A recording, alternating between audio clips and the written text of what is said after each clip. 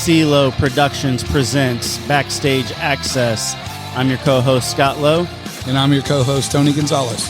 And in this podcast, we discuss all things in the world of Christian music and entertainment. All right. Thank you for joining us for this episode of Backstage Access. This week, our guest is CG from IronWrath. Yeah. CG, how you doing? What's happening, guys? What's up? How you doing, man? All right, man. Thank you for taking the time to come kick back with us for a little bit, man. That's awesome. Thank you, bro. Mm-hmm.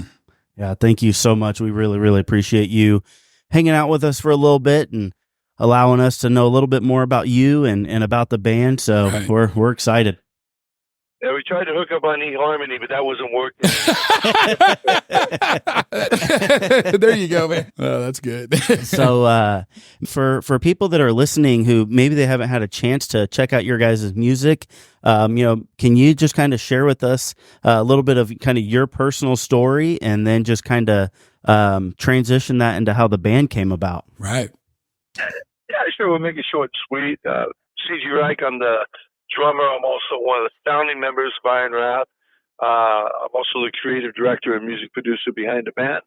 The songs are basically written by me, Steve, and Sean Silas, and that's the basic project. Me personally, I've been playing drums for about 40 years. Got into it when I was young.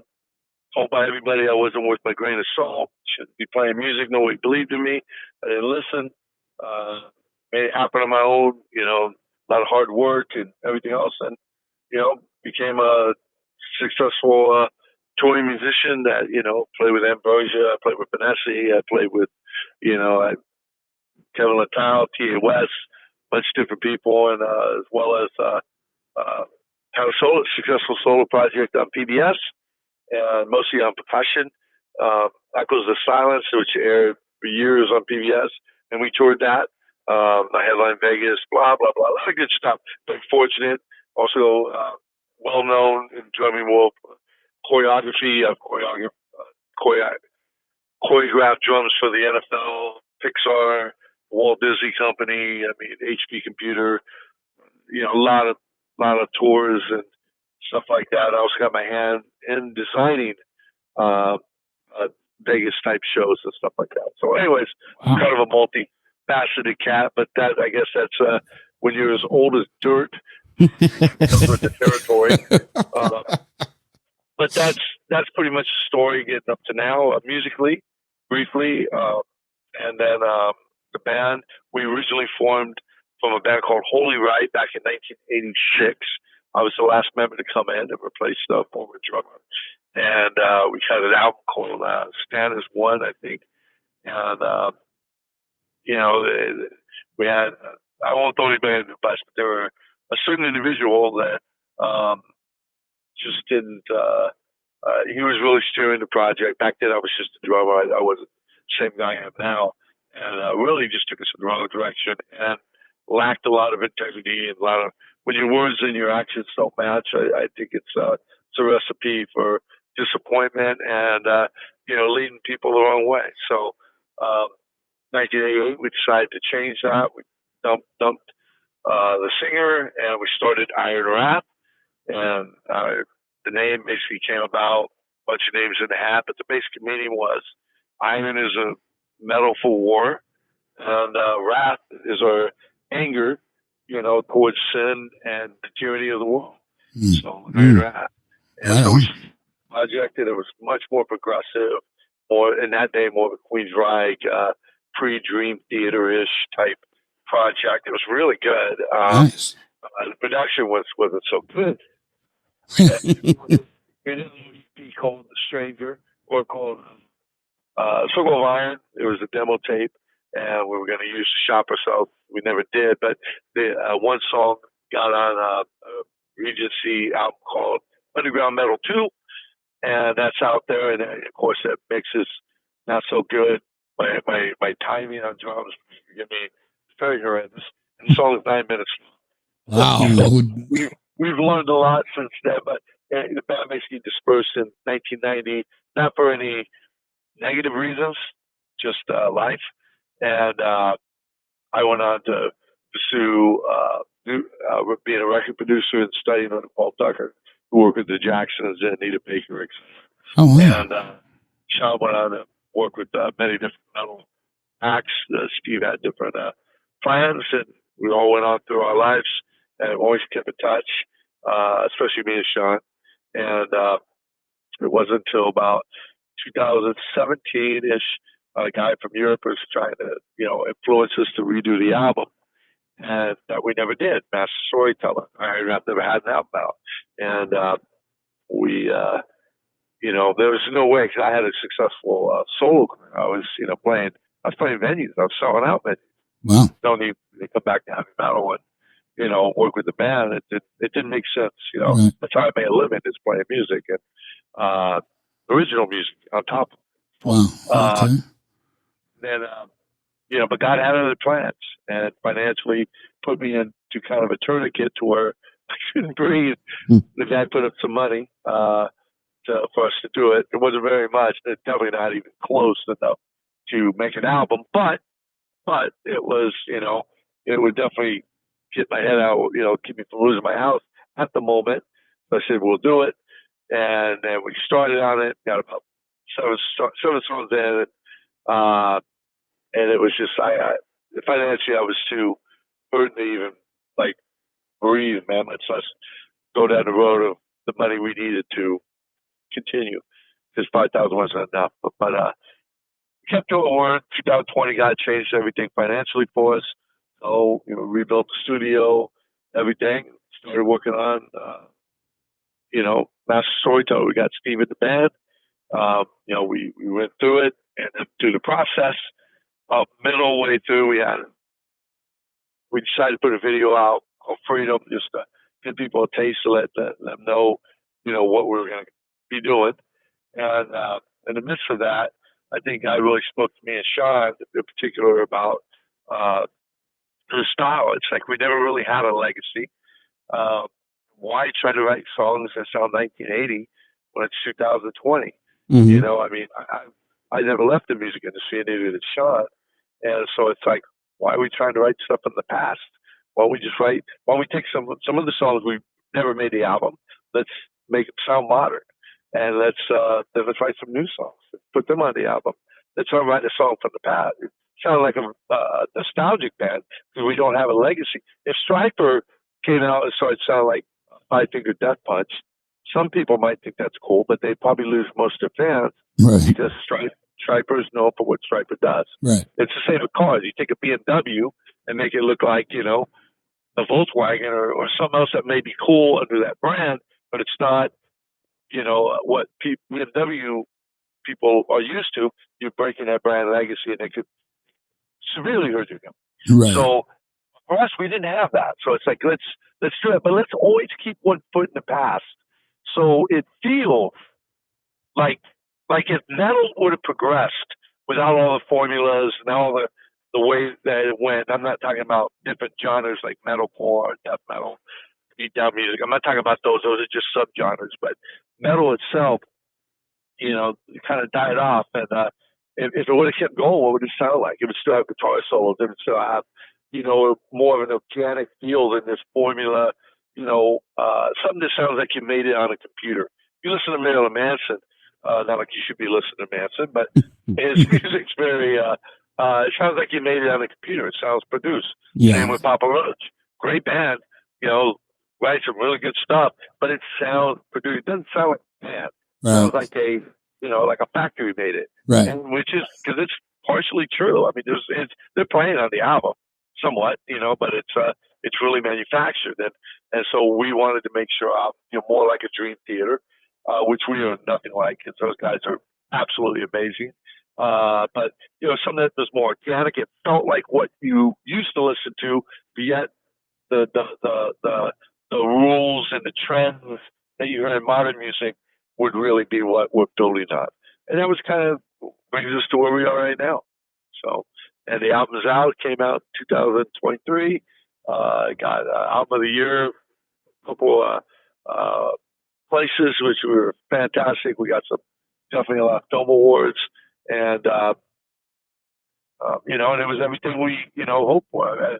So many bands out there that from the '80s that were in that golden age of missionary music, and never got to finish, never got to see the chorus. And we were one of them. And to come back 35 years later and actually put an album out, was just something that we can leave that here, and this is who we were.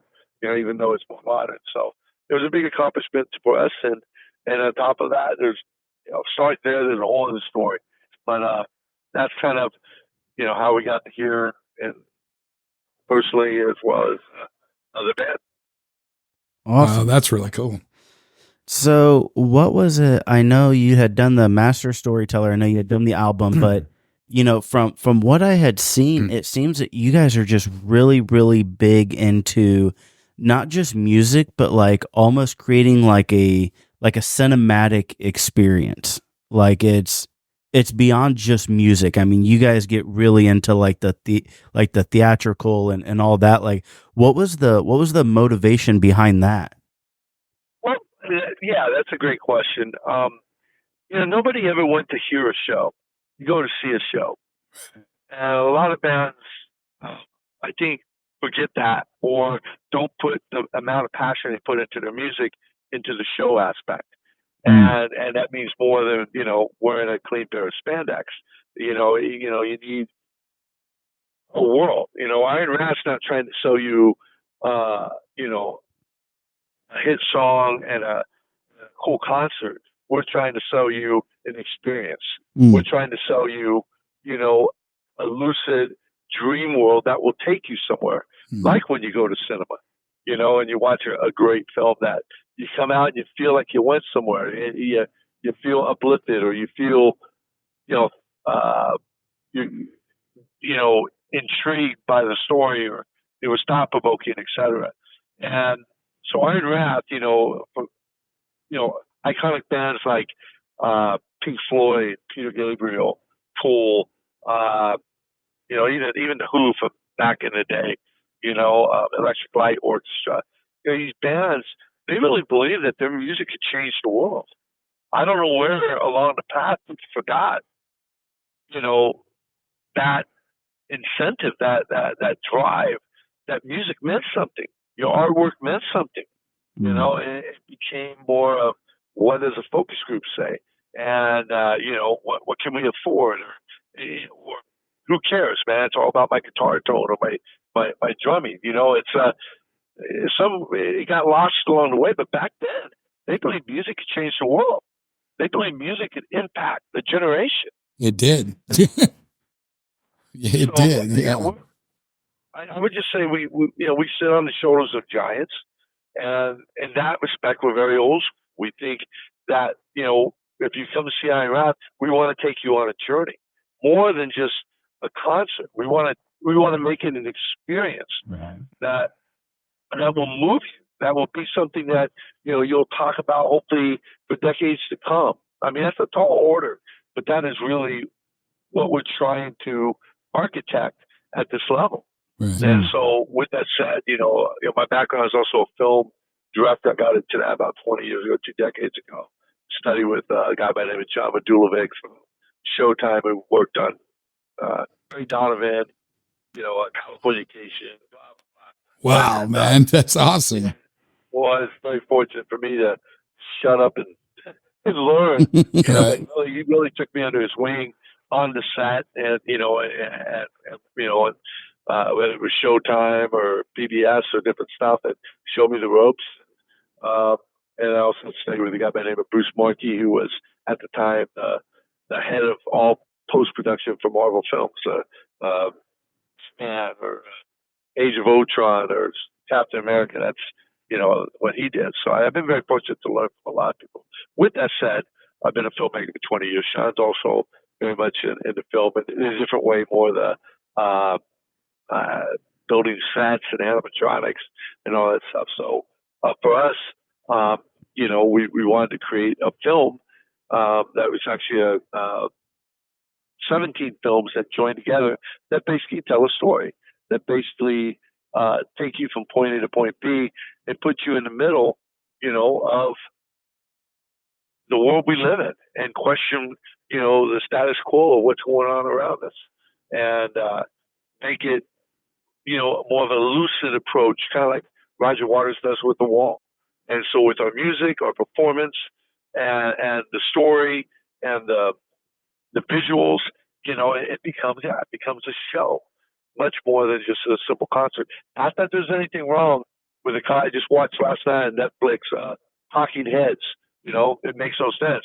It was mind blowing, man. And it's just guys up on a stage, but they were crazy, but still, when you could add, I think fans deserve nothing less than your best.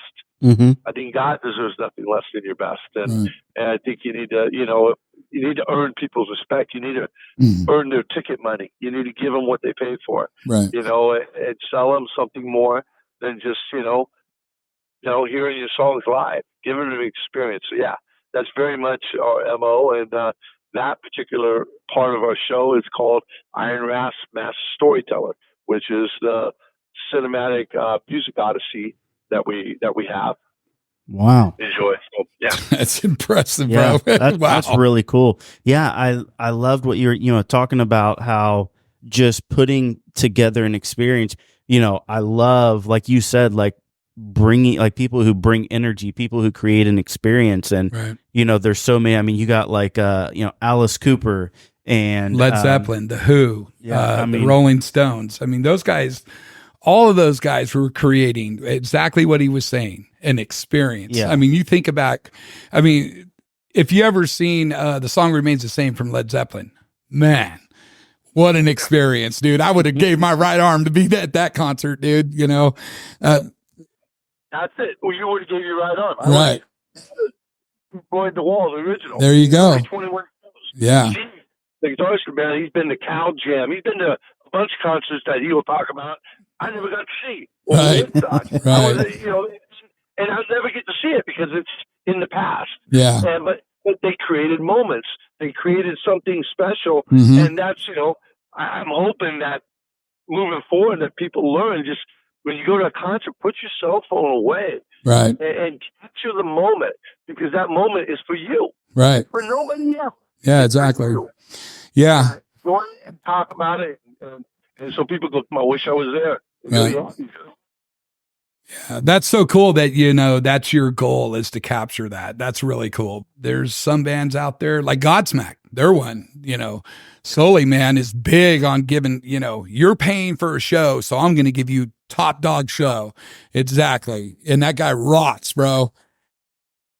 Right. Or it's out there like that. Right. Right. The stripe that thing. They don't phone it in. Those guys up there, they're killing it, man. I saw them recently. And I mean, they're 80s Renaissance metal, and they don't have a choice. They can't be anything else because that's what people love them for. But man, they were sweating, and they're monsters. The guys are beasts on stage. It's amazing. Yeah. But it's I love it too, man. That's what inspired me to play. That's why I want to play music. It's just these moments, these people. For me, it was Ozzy Osbourne 1983 S Festival. I saw Tommy Walker do a drum solo, and I just said, I'm gonna do that. You were at that festival, bro? Oh, I am so jealous, man. I was just gonna say something a minute ago about the 83 S Festival, man. It's legendary. That's what I mean. Yep, that's legendary, man. A buddy of mine was at that concert too, and the bands, oh man, you're talking Motley Crue when they were fresh, just on the scene. Quiet Riot got the number one. Yeah, they're the. Yep. Judas Priest. And the list goes on, man. That's a world famous concert right there, bro. I'd give my other my other arm for that one, dude. That is legendary. Right? I'll give both my arms just to go. Yeah, that was a legendary. But yeah, creating something like that, bro. man. It's empowering people, man, and to dream. And we're not the only people with dreams. I mean, right. Your neighbor has dreams. Your kids have dreams. Your friends have dreams. Mhm. Dreams are just Right, exactly. if you can encourage and inspire. I mean, that's something I never had growing up, was somebody to encourage me. At least for music, man, there was nothing there, nobody, Right. it hurt a lot, and in some ways it drove me to work even harder. But when you can encourage people to to do it, and especially when you're in a space like entertainment, where entertainment's like a knife. Is it good or evil? Well, it depends on how you want to use it. You want to use it, to get that chick to look at you and get your meal for free. Yeah, you can do that. But then it's all self-absorbed. It's all about you. Or you can look at music like, I could take this and get somebody's mind off their bills. I can inspire them to think about this, or think about their goals and their dreams, and I can use it to benefit other people and make other people show them a better quality of life for just an hour or 90 minutes or whatever the show lasts for. Yeah. If you look at music like that, I think it's a much better way to look at it, because people matter.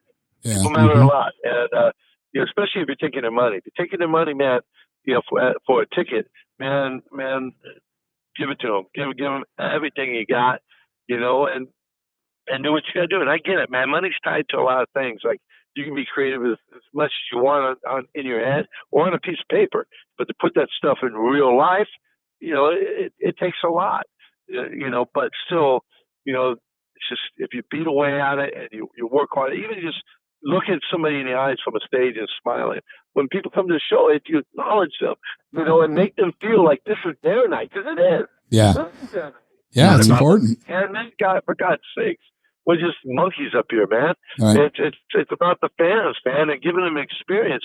And if you do that, man, it's the best. And that's how you make a career. That's how you make a career out of music. Yep. Yeah. And the 80s was definitely, I think, one of the highlights of that type of, where everyone was hungry. Everybody wanted to just get up there and shred. And Metal always had some talent. There's always some great players. Yeah, there was a really cool music. And, IronWrath really branched off in a lot more of the progressive side. We were into the strap. Oh, yeah. Oh, right. Tony McAlpine. Yep. Yeah, gotcha. Those guys. Vinnie Moore, too, bro. Oh, he was awesome. So, it's great. But that's what music's supposed to be. It's supposed to inspire and encourage it. And it's almost a soundtrack to your memories, or even your future endeavors. Right. And that's what it should make you think about things that are good and pure. Kind of like what Philippians says, right? Philippians 4:8. That when it was pure, honest, and all these things. Think on these things. Write music that can change people, and it can inspire people, and give them hope. In a world, basically losing its mind, man. Right. Right. And that's what it felt like back then too, bro. For me, it did, and I feel I am very blessed to have grown up in that time frame that he's talking about in the 80s, because all of them were hungry. So everybody's trying to outdo everybody. The show's going to rock, bro. Even if it's a bad show, it's going to be a good one, because they're going to rock, man. They were always pushing themselves. It doesn't matter what band it is. All the bands back then were just pushing and pushing to be, awesome. And there was a lot of great talent, a lot of great bands. And what's funny is a lot of them are coming back right now, bro. They disappeared. Yep. We're doing a taping show out in Passaic, Ohio, at a show called The Immortal. Yeah. Oh, okay.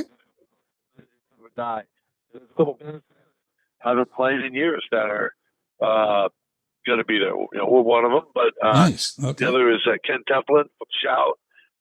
That band's reforming for that show. And then Bride, they hung up the mantle and said they'd never play again, and they're back. Nice. They're coming out, and but Les Carlson, all these, Fear Not, and some really, really great bands. Even some modern people like Jane Sturman going to be there, man. And But it's interesting. I think God's doing something in music right now, Mm-hmm. and there's definitely a reason why. And we're excited to be part of it. We're definitely pro God, pro freedom, anti tyranny. There's things that matter in life, and there's a lot of deception. There's a lot of just self-indulgence going on that is keeping you blind from the things that matter. And that's God, it's your family, it's your dreams, your purpose, and things are trying to steal that, man. So you're not worth anything unless you drive this car and have this in your bank account. Right. Just selfish. Mm-hmm. It make you happy even if you had it. Right. Mm-hmm. Exactly. Yeah. Kind of what Master Storyteller the show is about.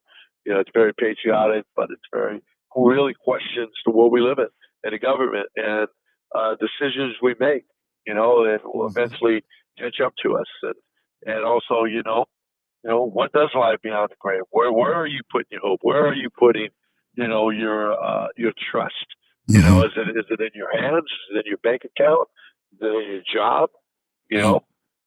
Or is it in a living God that that's created you in the first place to know Him? Where are you putting that trust? Where are you procuring that? And what does tomorrow hold? Right. None of us know. But if we take the Bible for what it says, we can know who holds tomorrow. And Yeah, man, so much good stuff, and part of that. yep, yeah, so true. I was curious. You were talking about Immortal Fest. I know there's two different dates, I believe, for Immortal Fest. I think one's in July and one's in September. Are you guys doing the July one? September. The Immortal Fest is very interesting. They have two separate times. First one in July is kind of like the new bands, the more modern. We technically probably should be there. But those are bands like Disciple. I don't think Disciple's there this year, but Chaotic Resemblance, Human Code. There'll be, just newer metal bands. And a lot of them are the older metal bands, just they're doing new music, but under a different name so they can do new music and get away with it. But it's newer bands and more modern. And then August 30th through September 1st is part 2, Legends Never Die. And that's where you have all these iconic bands that some of them have been around for more than 4 decades. Oh, Rocket. wow. Okay. And the whole thing is like that. But like I said, there's some returns of some really big bands. Like I said, Bride, Shout, we're one of them. People haven't seen. And much less you got a stack card, like I said, Fear Not, Saint, my buddy Les Carlson. Yep. Trident. We've got Sacred Warrior, man. Worldview. There's just a bunch of bands. James Durbin. And it's a stacked lineup. It really is. And the tickets, I mean, almost giving them away for free. I don't know why the ticket prices are so low. They got bills. They are. So take advantage of it. But yeah, the Sales, Ohio, this can be quite a show. And the part one's no slump either. There's some great bands there. But that's the kind of difference between the two of them. The two things you do. Oh, okay. One, Okay. bands that have been around for quite a while. There's kind of the more modern bands that are more new. Cool. Okay, That's good cool. deal. And it's a great venue too, man. For us, they got a jumbotron or video wall, so we're gonna be able to show the film as we play. They got lights, lasers. I mean, it's a very nice setup place, man. So it's a place we can do our full-on shows. Most places that we're going to be playing are going to be more performing arts centers, Indian casinos. And it'd be more, us coming as presenting our show. You won't really see IronWrath at a bunch of like heavy metal festivals. We're not saying we're opposed to it. Immortal is a special one. We're gonna do a debut show there, but the rest will be more, our own project on the show for the night. So, Okay. So let's I'll go back a little bit here. As you were growing up, bro, I mean, who were your big influences? I mean, you know, those musicians, those drummers, those, you know, bands that just really just hit you and was like, man, that's what I want to do. Who were those bands? Well, at first, musically, it was definitely Ozzy Osbourne. Okay. I think when I heard the song "You Can't Kill Rock and Roll" off the Diary of Madman, Mhm. it blew my mind. I thought, this is magic. This is heavy metal. It sounds like this. I'm in. Right. But you know, Judas Priest was another one. Queensryche, Dokken, Choir. I mean, ACDC, all the gamut of guys that were out there doing it were all. But you know, the genesis was really like Ozzy was, you know, kind of one of the main bands that really influenced, really opened my eyes. Musically wise, Tommy Aldridge, of course, the guy that got me to play drums. Nice. That was a 1980 festival. But drummer wise, I really got into Jerry Marotta, who played for Peter Gabriel at the time. Okay. He also played with Frank Zappa. Also a big Zappa fan. Nice. You know, Terry Bozzio was another drummer. I was big into Vinny. I know Vinny, a phenomenal drummer. And then Phil Collins is probably one of my all-time favorite drummers. Wow. Okay. Well. Cool. Just musically, he was just somebody just was always approached things unique and different. So I'm a big fan of his. And then as a composer, you know, as I grew and started writing music, you know, some people like James Horner, of course, Hans Zimmer, Danny Elfman, guys like that, were guys that, you know, heavily influenced me in that particular thing. I used to compose for films before. As I got into directing, I was writing music for films, and you know, but I was always like, you know, paying attention to everything else. John, when I worked with John saw that and pulled me under his wing. So, but those are, you know, the main people that really, I think, really influenced me in the different genres and bands that are kind of different style. Pink Floyd's probably my all-time, one of my most influential bands, period, just because of they built a world. They took you somewhere. They were mythical, and you know, it's just so cool. And the music, especially, you know, Animals, Wish You Were Here, Dark Side of the Moon, The Wall, you know, just phenomenal.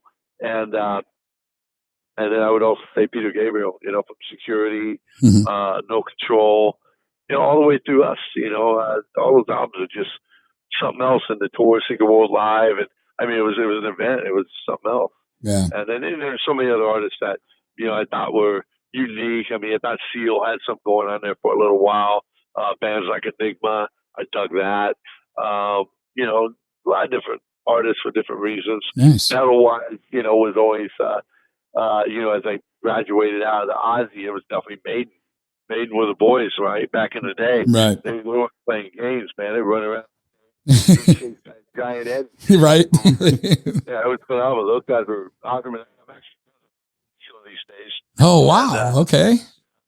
You know, it's like great guy, man, great guy. Right. But you know, but back in the day, watching him, you know, do a drum solo with Tate Murray, you know, playing guitar with him, and it was just phenomenal, man. You know, Queensryche was another one that was just really blew my mind, especially when they were working with Bob Ezra producing, you know, like albums like The Warning, and just, you know, they were symphonic, man. They were, you know, imaginative. They were really good.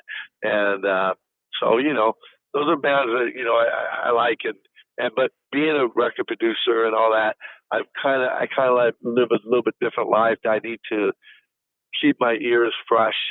And so these days, I only, you know, probably about 2 decades now, I only like listen to like number one hits.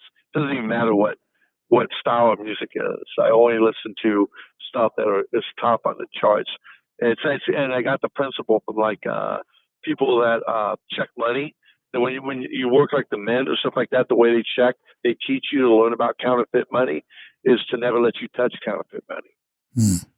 It's so used to what's real that whenever you touch something that's counterfeit, there's something not right about it. Okay. And so I took that principle as a producer and just thought, well, if I only listen to the best melodies out there that are proven, you know, whether it's the Beatles or, you know, like Freud's a little bit more of a guilty pleasure, but, you know, just, I don't know, mean, you name who it is. I don't care if it's Jason Aldean or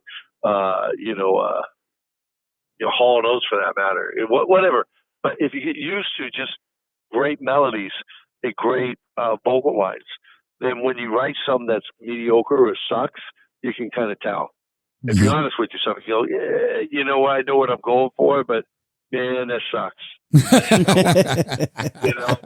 can be honest with yourself. Right. I was going to say.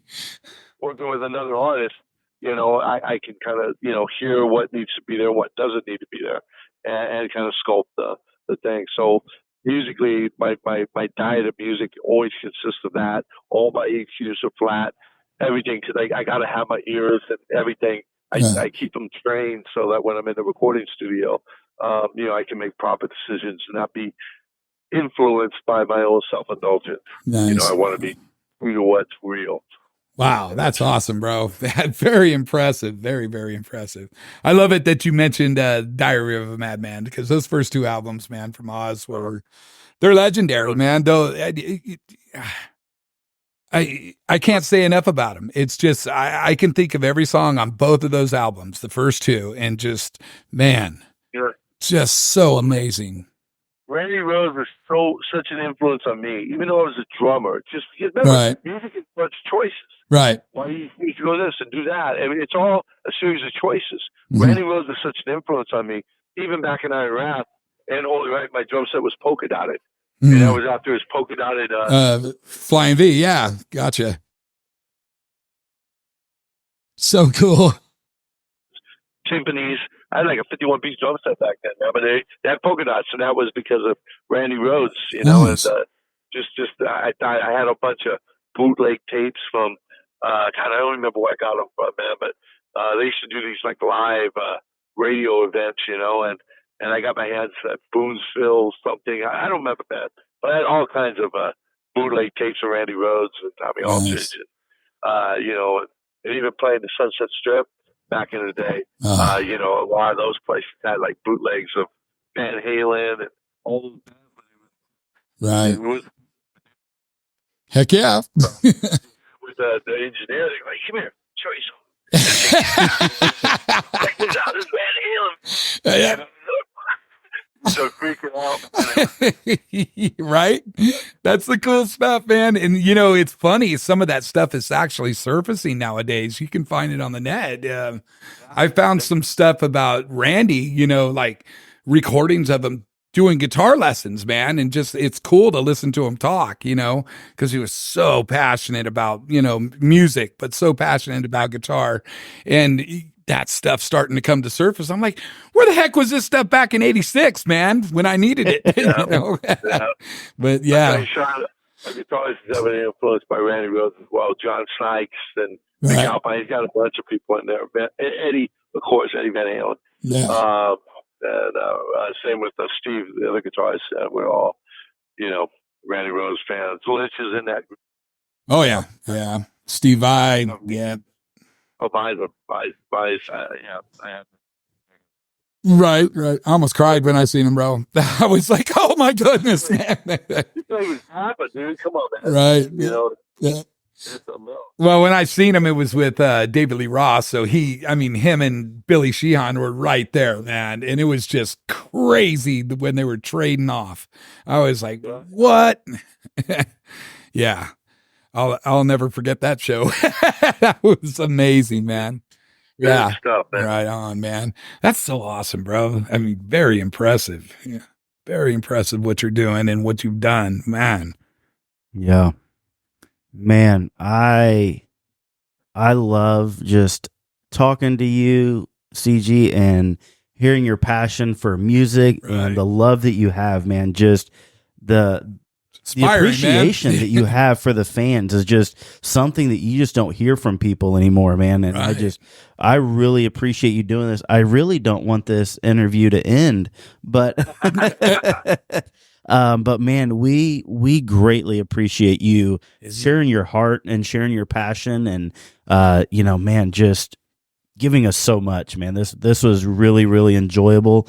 But before we get off here with you, for anybody that's listening and they want to, they want to check you guys out. They want to, follow you guys to see what you're working on. What's the best way for people to be able to stay up to date with everything that you guys are doing right now? We'll keep it very simple. www.iron, IRON, wrath, all one word, .net. Oh, okay. And that's not everything. It's if you want to buy something, it's there. You want to, read about the band, you want to watch videos, you want to get to any of our social media, that's the hub. You get anywhere from there. And just as a little secret to not give away too much, but, visit the screen, it says SS, the screensaver page. There's might be some secrets in there that I can't deny or. Right on. I love it. Yeah, just IronWrath.net, and that's a great place. On you can get from Spiderweb out from there anywhere you want to go. Oh, cool. Nice. Awesome. Nice. Good deal. Well, yeah, man, thank you so much for this interview and for hanging out with us. If there's ever anything that Tony and I can do for you guys, man, I appreciate it. If I could ask you for anything, I'd say just keep doing what you're doing. And because, what you guys do, whether you know it or not, is so imperative. Because in today's world, without the MTVs and radio, to get the word out there, there might be some artists that, some people want to check out. It's hard to spread the word. And what you guys are doing is, it's just as important as what we're doing. We're a team. Wow, and thank so, you. So please, you ask me to say, if I was to ask you for something, please keep doing what you're doing. It gives me fans out, known, and spread the word that music's still alive and well. Yes. I think a lot of people out there are looking for, good music. So, yep. So I appreciate your time and for me, playing the band, not all here, but I'll make sure I'm not here by myself. So we're looking forward to it, man. We would love to have you guys on again, and yeah, let's do it, man, bro. Seriously, it's been so much fun talking to you, man. We got so much in common, bro. I think I could talk to you all night, dude. Right. Music, we're as much, everybody in IronWrath is as much or more of a fan, I think, than we are musicians. We look at the music the same way, and it's been, it's been so much of a passion, and we've been doing it our whole lives. So, but it's just because we're inspired by so many great bands out there, and music's a beautiful thing. We're grateful to be able to be part of it, and music is meant to, number one, glorify God, and number two, bless man. Amen. And so, that's what it's all about. And at least, what we're doing. And we appreciate your time more than you know. Thank you. Yeah. Thank you, bro. Thank you so much. We really appreciate it. Yep. And we look forward to talking to you soon, man. Hey, man, you guys have a great night. Thank you so much. And you have a good night as well. Thank you, brother.